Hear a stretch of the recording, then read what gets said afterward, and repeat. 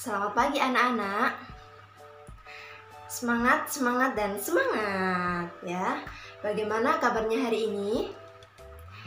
Sehat ya? Alhamdulillahirabbil alamin. Meskipun kita masih mengikuti kondisi pandemi ya, masih daring, tapi kita selalu diberi kesehatan. Kita harus selalu bersyukur kepada Allah Subhanahu wa Ta'ala ya. Ibu berpesan untuk selalu menjaga protokol kesehatan ya, dimanapun kalian berada. Nah, hari ini pembelajarannya melalui video ya. Hari ini kita belajar apa anak-anak? Nah, sebelumnya Ibu ingin bertanya, adakah yang masih ingat minggu lalu kita belajar apa? Minggu lalu kita itu belajar subtema 2. Untuk pada pagi hari ini kita sudah masuk subtema 3 ya anak-anak ya. Subtema 3 pada hari Senin ini kita belajar mapel IPA dan PPKN ya.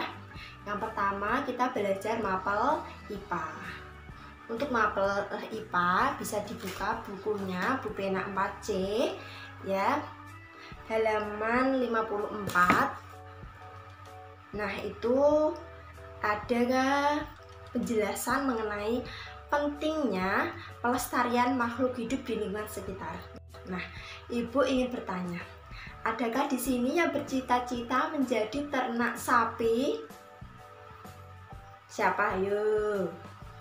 Ada atau tidak? Nah, ternak sapi, ataukah mungkin tetangganya ada yang punya ternak sapi?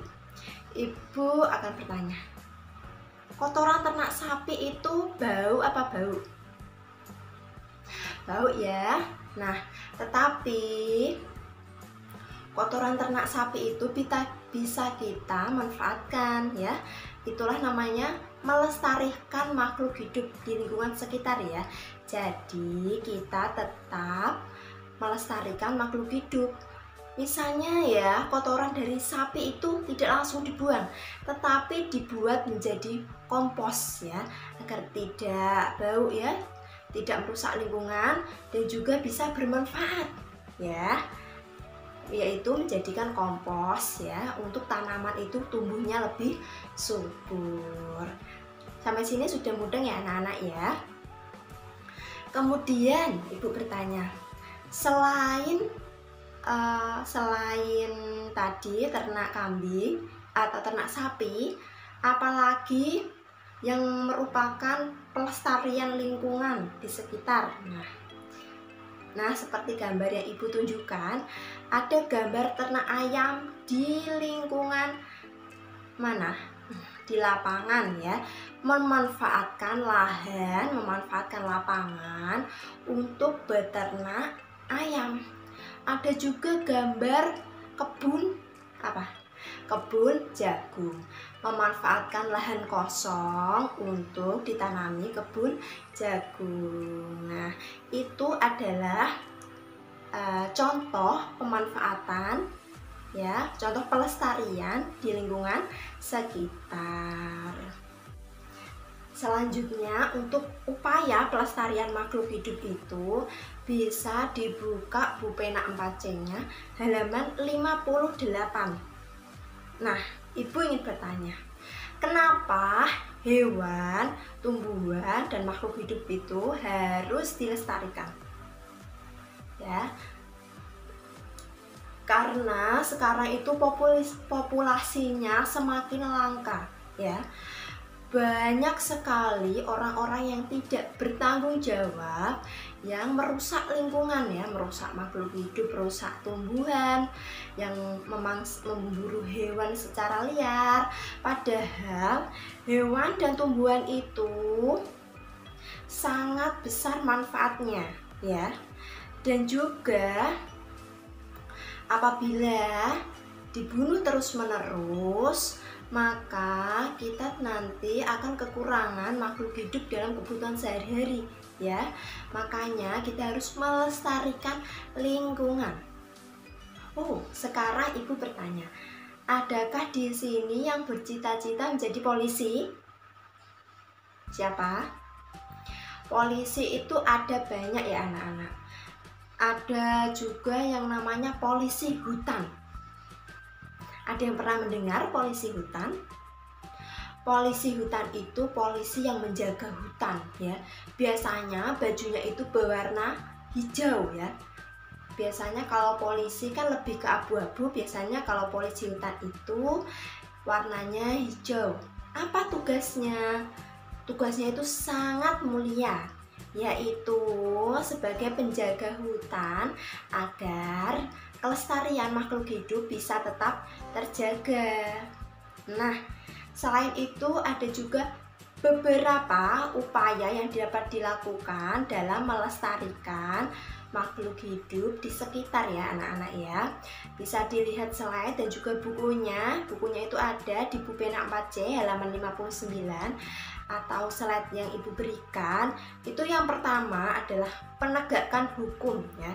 Penegakan hukum terhadap perburuan hewan langka dan penebangan hutan secara liar ya. Jadi pemerintah itu membuat sanksi atau membuat denda ya bagi perilaku yang melanggar atau perilaku yang melakukan perburuan liar dan juga penebangan hutan. Agar apa anak-anak? Agar mereka jera dan tidak mengulanginya lagi ya, agar lingkungan kita tetap terjaga. Yang kedua itu adalah ada penangkaran dan ada pembudidayaan. Apa bedanya penangkaran dan pembudidayaan? Kalau penangkaran itu adalah upaya untuk melestarikan hewan yang terancam punah ya. Kalau pembudidayaan itu adalah upaya untuk melestarikan tumbuhan atau memperbanyak tumbuhan langka melalui penanaman ya. Jadi penangkaran itu biasanya hewan, contohnya itu penangkaran penyu ya. Penyu karena kondisinya itu penyunya itu sudah banyak yang diburu dan penyu, sehingga penyunya itu dikembangbiakkan, ditangkar, kemudian menjadi penyu yang banyak. Kalau tumbuhan itu apa Bu? Tumbuhan itu ada, misalnya penanaman tumbuhan-tumbuhan langka ya, bunga-bunga yang langka yang sekarang sudah tidak ada ataupun masih ada tetapi jarang kita temui. Ada apa lagi? Nah, yang ketiga itu adalah pelestarian secara in situ dan ex situ. Nah, bagaimana cara membedakannya anak-anak? In berarti di dalam, ex berarti di luar ya. Inside bahasa Inggrisnya itu di dalam, exit biasanya keluar ya. Kalau in di dalam itu berarti di dalam habitat asli ya. Pelestarian makhluk hidup di dalam habitat asli. Kalau ex itu di luar habitat asli. Jadi makhluk hidup misalnya in situ itu dilestarikan di tempat asalnya ya, di tempat asalnya in situ. Misalnya hutan lindung. Hutan lindung asalnya kan di situ, ya dilestarikan di situ. Beda dengan ex situ ya. Ex situ itu karena di luar habitatnya, misalnya taman safari ya. Taman safari itu asalnya ya. Jadi makhluk hidup diambil di asalnya kemudian dimasukkan ke taman safari. Nah, di sini semuanya sudah jelas ya. Kita sebagai makhluk hidup harus ikut tetap melestarikan lingkungan ya, melestarikan makhluk hidup agar tetap terjaga. Halo anak-anak, masih semangat semuanya? Masih ya. Kita lanjutkan pembelajarannya. Selanjutnya kita belajar PPKN. Untuk PPKN, ada yang tahu hari ini kita belajar apa? Masih sama di buku pena 4C, kita akan belajar keragaman agama, tempat ibadah, dan juga hari besar keagamaan setiap agama. Nah, setiap manusia itu memiliki keragaman ya. Kamu dengan temanmu memiliki keragaman. Ada yang bercita-cita berbeda, ada juga yang bercita-cita sama ya, tetapi secara umum pasti memiliki keragaman. Selain cita-cita, agama itu juga beragam. Apalagi di Indonesia ya. Ibu ingin bertanya, di Indonesia ada berapa agama yang diakui? Pintar sekali. Ada 6 agama yang diakui ya. Seperti slide yang sudah Ibu tunjukkan. Ada apa saja anak-anak? Ya anak-anak, ada apa aja? Dan setiap agama itu memiliki tempat ibadah masing-masing ya. Nah, yang berbeda antara satu dan lainnya. Yang pertama, agama Buddha itu di vihara ya ibadahnya. Yang kedua, agama Konghucu itu di kelenteng. Kemudian yang ketiga itu agama Islam di masjid. Yang keempat itu ada agama Katolik, tempat ibadahnya di gereja. Kemudian nomor 5 itu Kristen juga di gereja. Dan yang terakhir itu agama Hindu di pura. Setiap agama memiliki upacara hari besar keagamanya masing-masing ya anak-anak ya. Kalau yang umat Islam itu hari besarnya itu hari raya Idul Fitri, hari raya Idul Adha. Kalau agama Kristen Katolik dan Kristen Protestan itu biasanya Natal ya, hari Natal, Paskah. Kemudian kalau agama Hindu itu biasanya hari raya Nyepi. Kemudian agama Buddha Trisuci Waisak.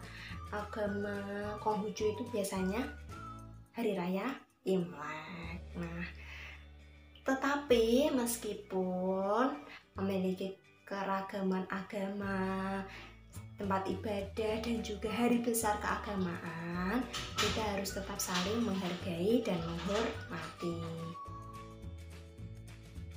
Nah, sudah selesai pembelajaran pada pagi hari ini. Terima kasih sudah mau menyaksikan dan semangat belajar ya.